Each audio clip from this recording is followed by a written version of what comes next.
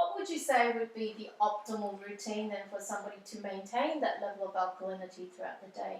I think the best way to start the day is with a good quantity of water, preferably alkaline, because that will put your state first thing in the morning in that alkalinity state.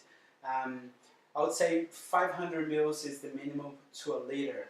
I normally recommend first thing in the morning a liter of water straight up, because water has this amazing capacity to detoxify the body, and alkaline water detoxifies everything. So if you are being a bit toxic throughout the night, which is where normally the body has the capacity to detoxify because the liver works overnight. So when you do your first pee in the morning, it's very toxic.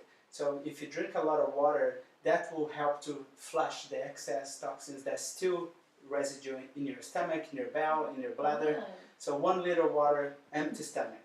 Then you go probably for another half an hour without any food. Then you can have your first meal for the day or not.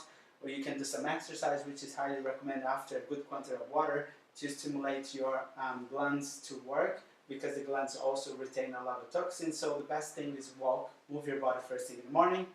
Then another liter of water throughout the morning. So I would say 2 half liters would be ideal, or a whole liter just before lunch. If you think that drinking a liter of water is the best, because you put in the pressure of the water down, which helps to flush, but also you make sure that your body has a lot of water at once.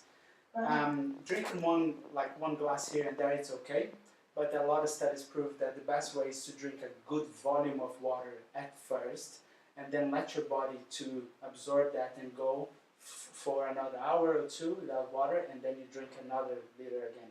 So I would say 4 liters a day. In a hot country, it would be most recommended. If you're in a cold country, maybe 2.5 to 3 liters. But how you calculate is 40 mils of water per kilo. So if you're 60 kilos, 40 mils would be about 2.4 liters. Okay. So it depends of your mass, right? So a person that has a higher mass would need a lot more water. And also you have to take in consideration how much activity you do. If you're an athlete, you have to drink water all the time. And for athletes, it would be most recommended every 30 minutes drink a good quantity of water to stay in the hydration mode. Right. So it's not just about having enough water, it's about when you're drinking it and what you're drinking. And fiber as well. As you know, fiber and water goes together. That's why when you combine both, it's perfect. Right. Yeah. Perfect.